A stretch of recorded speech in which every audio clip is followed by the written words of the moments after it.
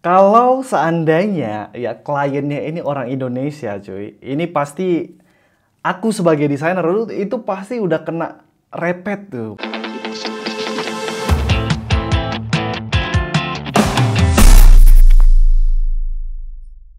Hello guys, welcome back to my channel para desainer dan freelancer. Ketemu lagi dengan aku Ria Purba. Terima kasih masih stay tune di channel ini. Kali ini kita bakal membahas update news ya tentang dua brand yang baru ganti logo, cuy. Dan ini video kali ini nyambung dengan komentar kalian di beberapa videoku terakhir tentang, Bang, bahas tentang oversimplified logo dong. What the hell it is? Apa itu oversimplified? Jadi kira-kira itu adalah tren ya, tren brand-brand sekarang tuh, perusahaan-perusahaan sekarang yang semakin kemari kok logonya itu kok semakin simple gitu ya. Bukan sekedar simple aja, tapi terlalu simple, cuy ya. Jadi apakah ini trennya bagus atau buruk gimana ya? Terlepas dari itu memang ada yang nggak suka, pasti ada aja yang nggak suka. Kenapa desain logonya kok terlalu simple, dibuat simple kayak gitu. Nah, apakah dua brand Discord sama Payoneer ini yang baru ganti logo ini, logonya termasuk ke dalam oversimplified? Mari langsung aja kita cek yuk.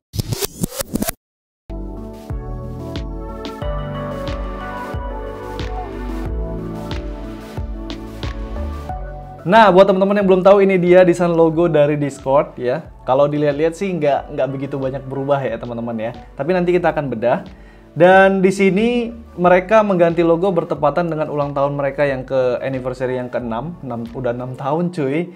Dan alasan mereka mengganti logo, mereka pengen nonjolin karakter yang ada di logo mereka, yaitu mereka sebut namanya itu sebagai Clyde atau Clyde mungkin. Nah, nanti kita akan lihat bedanya dari logo yang lama.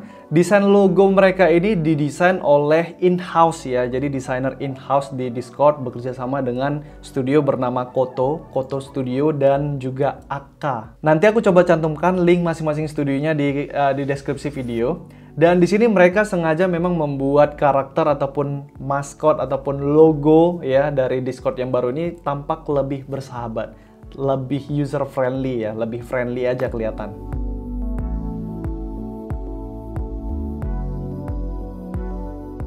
Nah, di sini kita lihat before dan afternya, jadi logo yang lama dan logo yang baru. Nah, di logo yang lama, karakter Clyde-nya ini berada di dalam bubble chat ya, atau icon chat conversation seperti itu. Sedangkan di logo yang baru, karakter Clyde ini terlihat bebas teman-teman, tidak terkurung di dalam icon chatnya lagi. Dan kalau kita lihat di karakter Clyde di logo yang lama, itu kayak ada antena gitu ya teman-teman. Tapi di logo baru, bentuk ini sedikit diubah ya, sehingga terlihat seperti bahu, teman-teman. Nah, kita lanjut dulu ke logo type dari Discord-nya. Nah, teman-teman bisa lihat di sini logo type atau wordmark-nya juga diubah ya. Tampaknya di yang baru ini lebih gemuk ya, lebih cute ya, lebih bersahabat ya, lebih fun seperti itu. Beda sekali dari desain logo yang lamanya. Di sini teman-teman bisa lihat itu high-tech banget ya, sci-fi, high-tech. Nah, di yang baru, di logo mereka yang baru itu memang mereka pengen mengeluarkan aura bersahabatnya itu tadi teman-teman. Tampak fun.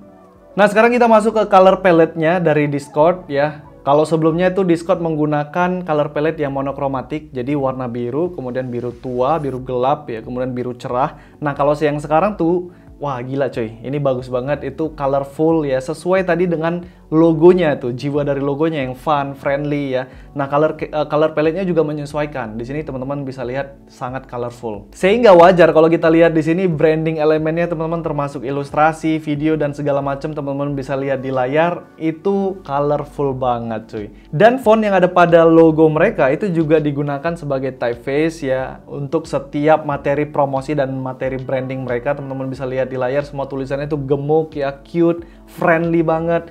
Dan color palette-nya itu aku suka banget coy, colorful banget ya.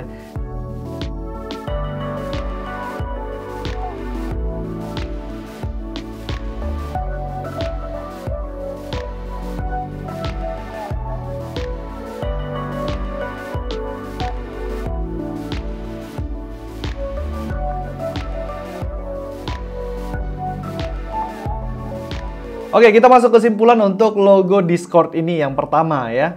Menurutku ini bagus banget perubahannya. Walaupun kalau dilihat dari sisi logo, ini kayak biasa aja ya. Cuman ngilangin bubble chat, terus karakter Clyde-nya itu ya udah dibuat menonjol seperti itu. Tapi kalau kita lihat secara keseluruhan dari brand identitinya, ini sangat-sangat bagus cuy. Ini perubahan yang bukan perubahan kecil, ini perubahan yang besar sih. Dan apakah logo baru dari Discord ini termasuk oversimplified logo? Menurutku jelas tidak. Ini menurutku ya, menurut pendapatku. Karena apa? Karena memang perubahan itu diperlukan. Karena kalau sekarang kita lihat Discord itu bukan sekedar aplikasi chatting. Kalau kita berbicara Discord, bukan sekedar aplikasi chatting, tapi ketika kita berbicara Discord itu kita berbicara dengan teman. Yuk nge-Discord yuk, gitu kan? Atau lagi nge-game, yuk nge-Discord yuk gitu. Atau lagi belajar, karena kita susah ngobrolnya dengan orang-orang, apalagi sekarang situasinya pandemi. Kalau kita nongkrong itu susah, nongkrongnya itu online by apa? By Discord cuy. Jadi Discord itu bukan sekedar aplikasi chattingan, jadi pantas sekali kalau di logonya itu mereka hilangin. Mereka putuskan untuk hilangin bubble chatnya, ditonjolin karakter Clyde-nya, itu sangat-sangat pas teman-teman. Karena brand Discord itu bukan sekedar aplikasi chattingan lagi sekarang.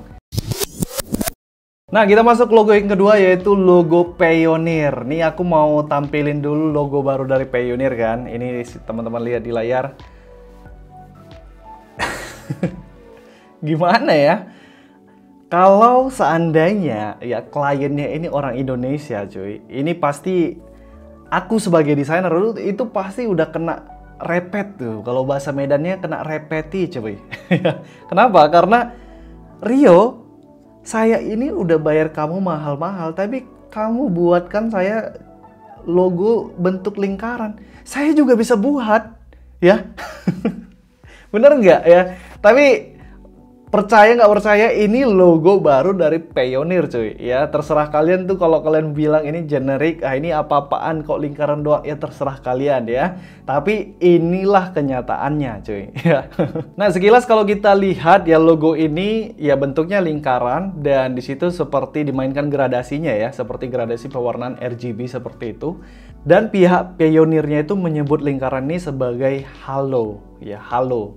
Yang maknanya itu berarti terhubung, semua tergabung atau terhubung, connected, dan dari banyak tempat ya, terhubung dari banyak tempat dan siapapun kayak gitu. Nah aku baca-baca pergantian logo mereka ini bertepatan dengan event atau peristiwa di mana Payoneer ini go public. Go public itu apa sih ya?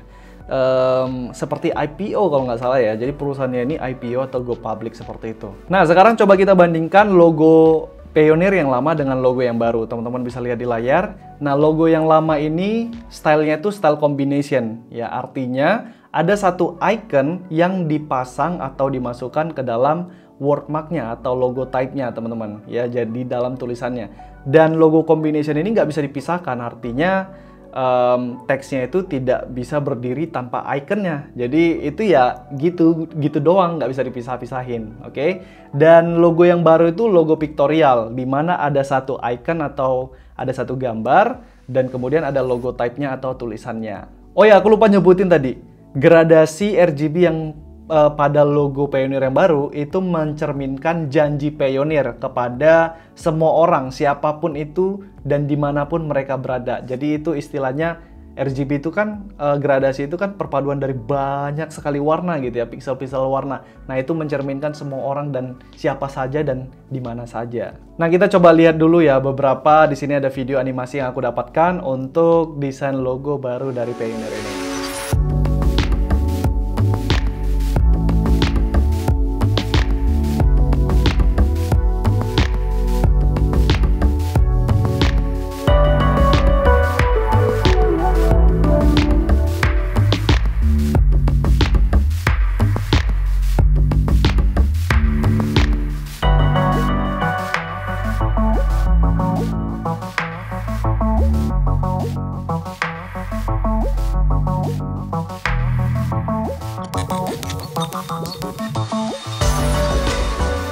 Nah, sekarang kita masuk ke kesimpulan dari logo kedua, yaitu Payoneer ini. Apakah ini termasuk oversimplified logo? Menurutku sih iya. Ini terlalu simple menurutku teman-teman. Bahkan ya logonya itu ke arah logo generik. Tapi gini ya, ini catatan ya buat teman-teman yang pengen bermain logo generik seperti ini. Dan oh ya, kita pertanyaan kedua dulu sebelum ke sana ya teman-teman. Jadi pertanyaan kedua itu, apakah logo ini plagiat atau tidak? Karena itu bentuknya kan bentuk generik tadi ya, yaitu bentuk lingkaran doang yang bisa dipakai oleh semua orang gitu. Nah, jawabannya apakah ini plagiat? Ya bisa tidak, bisa iya dan bisa tidak. Dan itu nyambung dengan pertanyaan pertama, apakah ini generik dan apakah ini oversimplified.